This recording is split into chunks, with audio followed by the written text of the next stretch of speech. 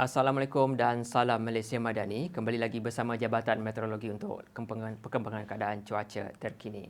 Kita mulakan dengan status keadaan cuaca panas. Keadaan cuaca hujan telah berlaku di kebanyakan kawasan di sekitar utara Semenanjung pada awal pagi telah meredakan keadaan cuaca panas di kawasan berkenaan. Namun pada setakat petang ini terdapat 10 kawasan berada di tahap berjaga-jaga dengan suhu maksimum harian sekitar 35 hingga ke 37 darjah Celsius untuk 3 hari berturut-turut. Kawasan berkenaan ialah di sekitar daerah Kinta di negeri Perak, Gombak di negeri Selangor, Jempol negeri Sembilan, Segamat di negeri Johor, diikuti di daerah Temeloh, Maran dan Jerantut di negeri Pahang serta di jajahan Tanah Merah, Pasir Mas dan Macang di negeri Kelantan.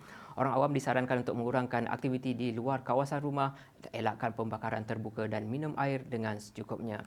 Seterusnya kita beralih kepada paparan imej satelit untuk perkembangan keadaan cuaca. Diperhatikan kelompok awan aktif membawa keadaan cuaca hujan lebat kini tertumpu di kebanyakan kawasan di sekitar utara, pantai timur dan selatan Semenanjung, diikuti di kawasan selatan dan juga kawasan tengah Sarawak. Dan untuk mendapatkan gambaran yang lebih terperinci, kita beralih pula kepada imej gema radar.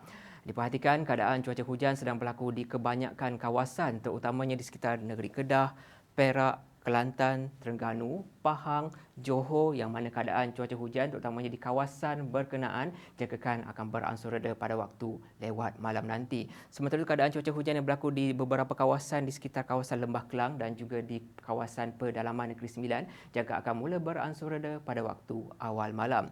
Seterusnya pada waktu dalam anggaran pada waktu tengah malam, keadaan cuaca hujan, kelompok hujan jangkakan lebih tertumpu di kawasan sepanjang Selat Melaka. Dan seterusnya pengaruh angin baratan jangka membawa keadaan cuaca hujan bermula di kawasan berhampiran pantai di sepanjang kawasan barat Semenanjung bermula pada waktu awal pagi keesokannya. Kita beralih pula pada keadaan cuaca di Sabah dan juga Sarawak. Seperti yang diperlihatkan pada imej satelit, dapat diperhatikan juga pada waktu ini keadaan cuaca hujan beserta ribut petir sedang berlaku di kebanyakan bahagian di sekitar selatan dan juga pedalaman Sarawak, termasuk juga di bahagian Bintulu dan juga Miri di Sarawak serta di bahagian pedalaman dan juga di pantai barat Sabah. Keadaan cuaca lembap terutamanya di kawasan bahagian tengah Sarawak jangkakan boleh berlanjutan sehingga ke waktu malam nanti. Dan seterusnya pada waktu keesokannya pada awal pagi keadaan cuaca hujan diramalkan untuk berlaku terutamanya di kawasan pedalaman di Sarawak.